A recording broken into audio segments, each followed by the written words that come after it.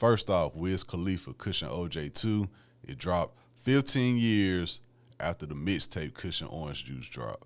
Now, I did talk about expectations and reasoning why I didn't want to Kush and OJ 2 months ago, so check out the archives for that full episode and the clip where I talked about the importance of Kush and OJ mixtape to me, so that's in the archives.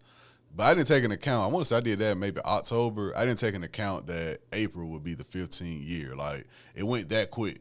I remember yesterday it was just 10 years. I'm like, damn, 15 already. So calculating with the time and all that, shout out to Wiz with that. I've seen posts of hella interviews Wiz has done on this media run. I watched one. I watched the one with Johnny Shipes, the Good Talk interview with Wiz Khalifa. And I chose to watch that one in particular because Johnny Shipes, he had a huge hand in the careers of Smoke DZA, Big Crit, Nipsey Hussle. He played a very, very vital role in the blog era, that 2009 to 2013 era that a lot of people my age really enjoy, and that whole, outside of the music, just the lifestyle that era brought to us as high schoolers going into young adults. That blog era is very special. If you've seen the video online of Wiz, Currency, and Nipsey Hussle in the studio, Johnny Shipes was the one recording it. So he has a huge hand in that whole era. So I was like, okay, he was there. I know he was there doing Kush and OJ, so let me watch his Kush and OJ 2 interview. And he asked Wiz some great questions. As us as fans want to know, he was like, okay, I understand 15 years, but why now, and what was your process in trying to recreate that Kush and OJ vibe that a lot of us was around for?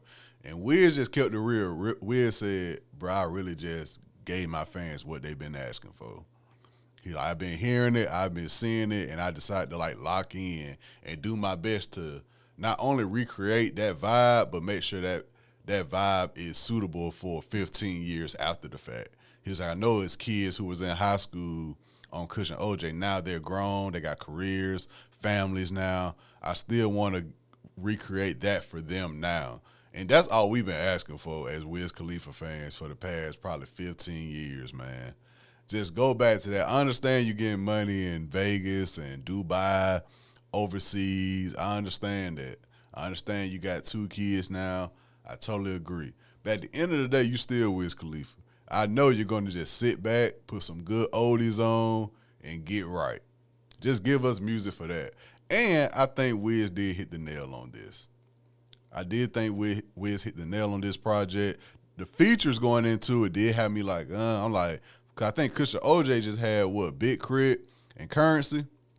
So I was like, okay, I understand Smoke DZA being a feature because he was around during that blog era. But like Lil Tyler, OT Genesis, I was like, of course you got to have Juicy J on it. But it was some features I was like, but it did go well. The only song I was like, okay, this sounds a little bit too polished to be Kush and OJ 2 was the one with Gunna. You know what I'm saying? I still, even though I do enjoy this project, I do feel it didn't need to be Kush and OJ 2. I understand the marketing, I understand all that, but just the nostalgia feel that mixtape gave me, it was like, bruh. Like I always say, Taylor Alderdice is my Kush and OJ 2, personally. I saw a few people come up with the Wiz Got Wings with him and Cardo as they Kush and OJ 2. But me personally, Taylor Alderdice, it got Never Been Part 2 on it. I think that's my Kush and OJ 2, but this project is very good. You know what I'm saying? The track with OT Genesis is hard.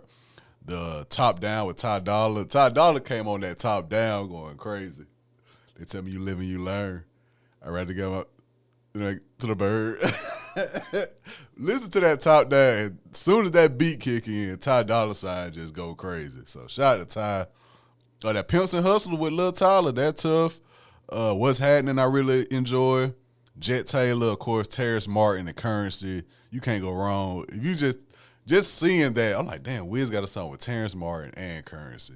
That's like 2000, not 2009. That's like How Fly and like how live in concert sound. I feel like if them 3 link up, they can like recreate that live in concert How Fly. Cause 2009 was cool, but live in concert, How Fly with Currency and Wiz, if they add Terrence Martin to that mix, I think they can recreate that feel easily.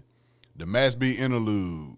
Mass B, Wiz and Currency is how I really got on Mass B. I didn't know about Mass B when he was out with Jim Jones. Like, I remember Jim Jones balling. I remember seeing Mass B in the video, but I didn't know that was Mass B at the time. Because balling, Jim Jones balling definitely came down here. I was in middle school, and they used to play that at pep rallies, and you just hear it throughout the school. Jim Jones balling made it down to Alabama. That was one of them. That was one of them records, and that's how I knew about Mass B because Wiz and Currency talked about him. But by the time I got on, he was locked up and all that. But shout out to Mass B.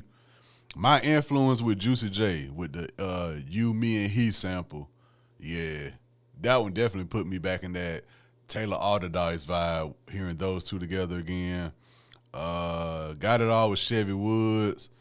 Super duper high outro. Track 17 should have been the outro, but on the interview, I saw Wiz say he added like 5 more records. Not as a deluxe, but just added 5 more records just because it was already out type vibe. But super duper high outro is the outro in my opinion. Like, I'll be cool with that. But that Bring Your Lungs song with Smoke Dizzle is tough, though. That comes after the outro, but yeah. All in all, I'm not mad at Wiz for this. I've had it on a few times since it came out, and I'm not mad at it.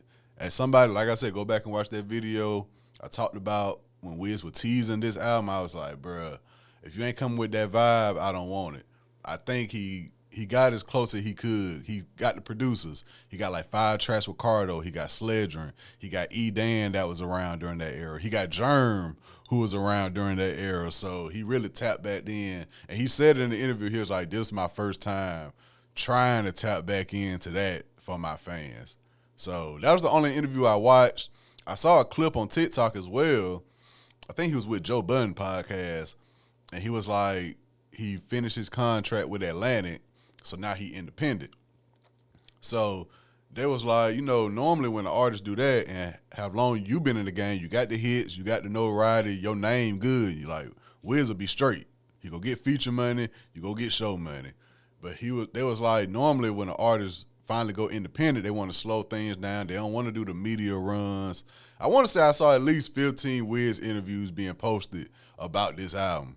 It just every day something will pop up new on my thumbnail. Y'all know me. Like I said, I only watch one. I ain't about to watch 5 different album rollout interviews. I'm going to find 1, maybe 2 good ones. But it was like, you know why? He was like, 1, you got to keep the connections. He was like, just because I'm independent now, I can't.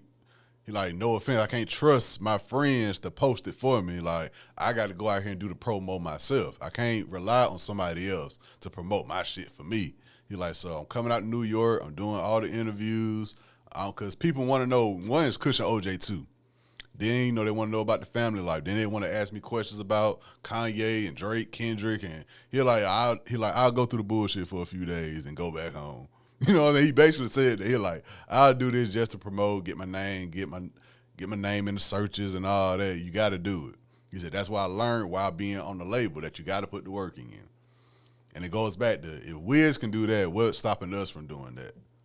If Wiz at the height that Wiz Khalifa is at in his career, if he got the mindset of it don't matter that I'm independent now, I still got to put the work in. He like, I'm gonna come how I come. Woo, I'm gonna do these interviews. We go talk. We go chop it up. I'm on to the next one. I'm on to the next one.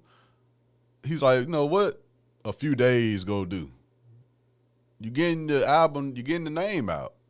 That's not so hard. So that what really hit me on the head when I saw Wiz on his media run. The different clips I saw, but that one in particular, like I still got to put the work in. You know what I'm saying? So shout out to Wiz, Kush and OJ too. I'm definitely not mad at it. I'm definitely going to have in rotation a lot throughout the summer. It's going to hit a lot different in the summertime, too. If I'm liking it now in April, I know I'm going to love it by the time my birthday in August and all that comes. So shout out to Wiz, man. Job well done. You definitely shut me up because I was very critical of this album even before it came out. So shout out to Wiz.